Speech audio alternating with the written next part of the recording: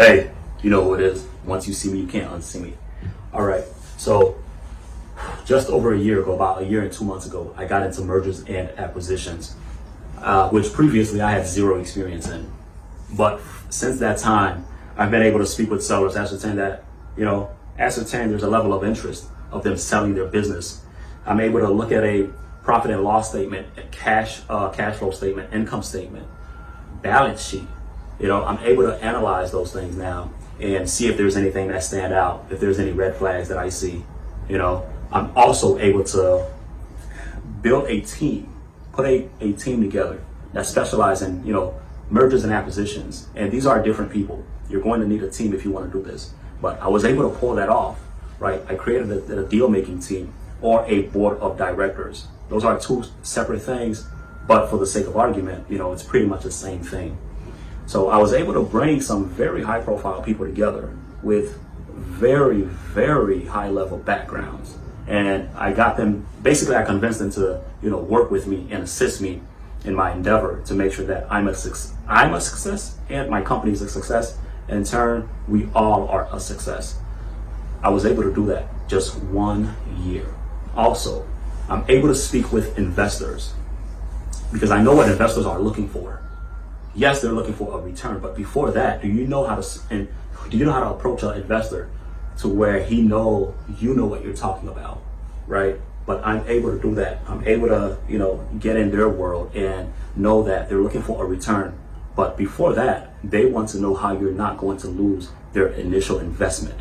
So I know that now. I'm able to speak with investment bankers, M&A attorneys, accountants, right? Whether you're Big Four, ex-Big Four, regional, the smaller accountant at a smaller firm, it does not matter. I'm able to speak, these individuals' language now in just 1 short year. Also, I'm able to craft offers, right? I'm able to structure offers, deals, right? To where they get accepted from the seller. So what I just described is very brief, seems simple, but there's a lot of moving parts to that. Like I said, just 1 short year, I was able to learn all this. So where am I now? As it stands, we've analyzed over 100 deals. And if you're in this industry, you'll see that there's something that everybody says. They say that investors on average look at 100 deals, before finding one great deal. And I find that to be true and accurate. In my experience, we've looked at over 100 deals. So right now we have a $4 million deal, that was accepted. Offer was accepted. Seller is asking for $4 million. It's netting 1.4. When I say net, this is pre-tax, obviously. EBITDA, it is 1.4 without add backs. So when you get deals like this, it's going to be, very interesting to investors because your EBITDA is at 1 million and up. But I'm able to do that now, So this deal, let me just give you a bit more color on the deal and the structure. So the seller's going to stay on for 1 year. Previously, we wanted him to stay on for 3 years, but that's not something that's feasible for the seller. Why? Because he's running 20 other practices. Yes. So he does not have the time to give us 3 years, which we don't need 3 years. We don't need a 3-year transitory period.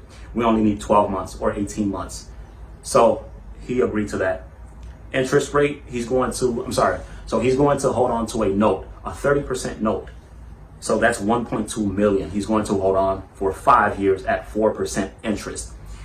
Every time I negotiate seller finance on a deal, which I absolutely do for every deal, I always aim for minimum 15 to 20%.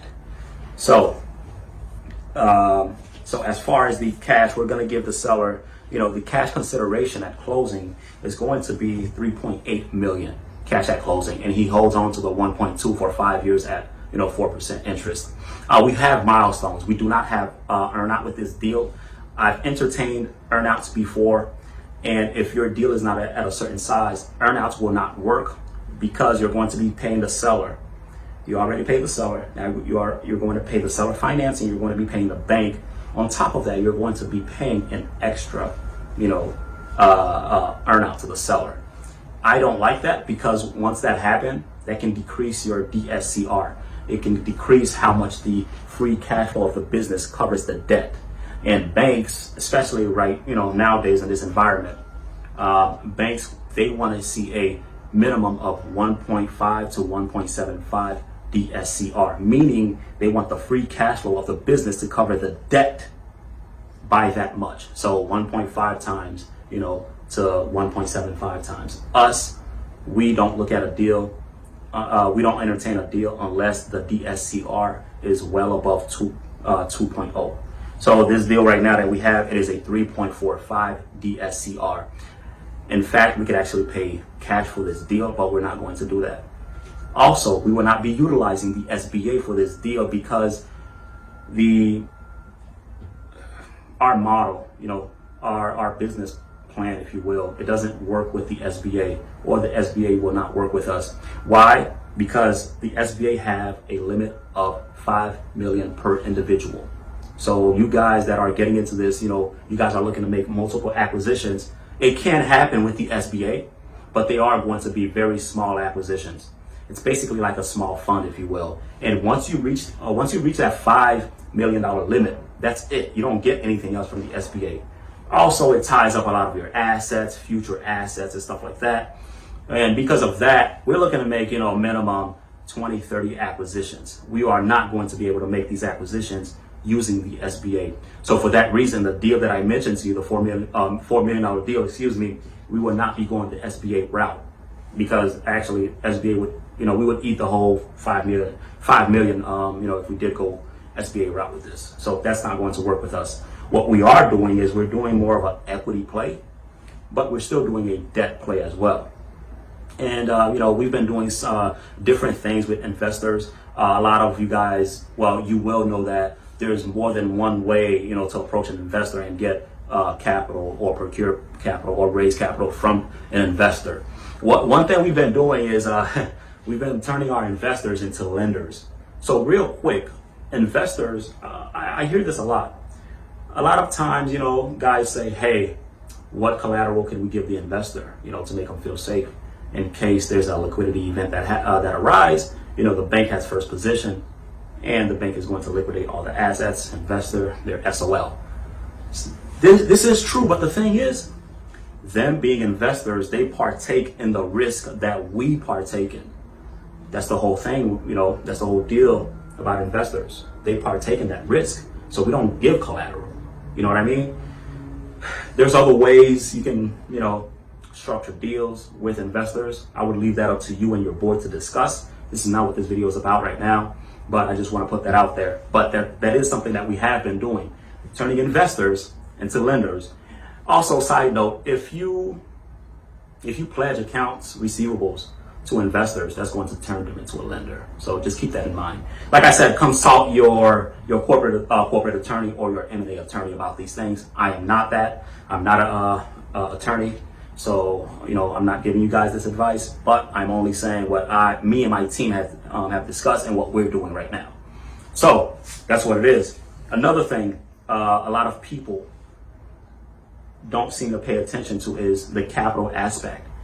What I mean by that is, okay, so you're going to utilize majority financing from the bank. That's great. The reason why we use majority debt is because it does not dilute equity. We know that. Okay. Also, guys, another thing pertaining to investors, how to not let investors know that you're a complete noob at capital raising. Don't promise high returns. Don't give them your best case scenarios. Investors don't want to see that. But what I was going to mention here is that, briefly, when you engage investors, real investors, you want to find out what kind of investor they are. The reason why I say this is because, I've engaged some investors, and they were like, yeah, of course, we invest in deals XYZ in healthcare. But when it came down to it, to bring these guys on for whatever reason, whether it's to close the gap or have them sign a subscription for us to get cash from them to be able to handle the legal and the accounting aspect of the deal, due diligence and all that stuff. They were like, no, we don't really do that. We're more so on the, the small family office, side, and we only invest in particular deals. So you want to be careful when you engage investors to not waste your time, speaking to an investor that does not really invest in the deals that you have, or much less the industry, or they only invest in, specialty deals or special situation deals or unique situation deals.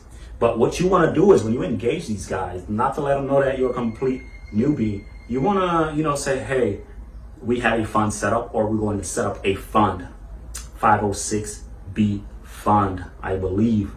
The reason why is how are you going to receive the money that these guys want to give you? That's a real thing. And a lot of people don't think about that. They just think, hey, I'm going to get an investor. He's going to give me a bag full of cash. And that's the way it is. It doesn't work that way. I mean, you have SEC rules, you have to abide by and stuff like that. So these guys can't just give you money, in your individual capacity. There's steps to that. And if you're approaching these guys, you're like, hey, I need money for this deal. Here's the, best case scenario. Here's the highest returns that we can give you. If we don't hit the, percentage that, we say we can per year, we don't partake in it, right? Or if we, give you above return, we partake in the excess. Before all of that, how are you going to receive the funds? You need to set up how are you going to receive the capital? You need to set up a fund, and where you are the GP and you have an LP. The GP is the entity that it's you, but it's an entity, that you control. You have an LP, which is so the GP is the general partner, and you have an LP, limited partner, and those are the investors, and that's what they put the funds into. The investors put their money into that. It's an entity, and the GP controls the LP. Now, I didn't do a great job explaining that. Again, this is not the video for that. I will be dropping, other videos touching more in depth about these topics that I just discussed in this, small video here. But just for the sake of argument, that's what you're going to need, right? You're going to need to set up some kind of vehicle for these guys for you to be able to receive the funds, right? Even if the investor wanted to give you 10 million, he can't give it to you because you don't have a fund set up. And the thing is, before you receive a single dime, a penny, you're going to have to spend money out of your own pocket, to get the fund up and running. I mean, these things are complex. These things are complex. I'm simplifying it right now. This is the extremely simplified version, what I'm explaining to you here. But you're going to need to set that up, and it's very, very, very intricate. There's a lot of moving parts. You need a whole legal team, right? You're going to need about 50 to 100K. That's just what it is. So I don't see a lot of people talking about these things, and I see a lot of people actually talking about, how easy it is to actually do deals, right? You find the deal, get the bank, get the investor, you're there. Well, if you don't have any kind of money to create the fund and have that, set up, how are you going to receive funds from investors? And let me tell you something. Although you can get term sheets from a bank, with an LOI, that being said, the bank is the last one to come in and give you the financing that you need.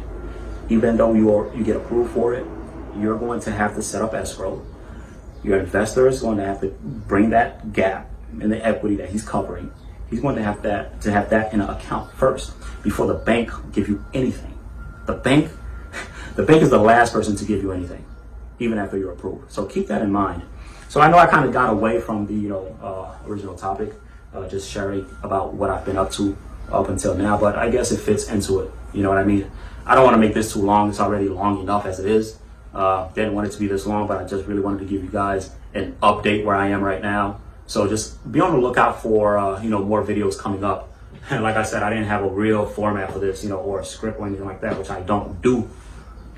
I just freely flow off the top of my head because that's the best way, more authentic. But just wanted to give you guys an update what's been going on. So I don't know, man, there's a lot of people who message me. They want to get into mergers and acquisitions. They want to do what I do. This is it's not a fun industry to be in. I've been a year plus now, and I'm into this, and it only took me 3 months to complete my deal team, my board at the time, and we've been deal hunting ever since, with a few setbacks here and there, but we've been deal hunting since then. So this is not something you're going to get into in just 3 months, 6 months. You make you close a deal and it's a home run. Can that happen? Yes. By and large, does it happen that way? Absolutely not. So if you really want to get into this, you already know where to find us. Elite Level Acquisitions. and elite acquisitions and investment banking, which is what we're doing here. So guys, sorry for the long video. We got more coming up, but I just wanted to let you know this is exactly what I've been up to. Also, this deal here, I've learned to not be so optimistic, just because you'll see that deals fall through for one reason or another. It doesn't have to be with the financing that you can't procure or you can't perform, right? Which I've seen this happen. But for one reason or another, things just tend to happen. Life happens. And there's a million and one things that can happen, to make a deal fall apart. Besides, not having finances is just one of them. So keep that in mind. With that being said, I'll drop another video. There's a podcast episode coming up this week. I'm bringing back Bill Worsama from Miller, Cooper & Co.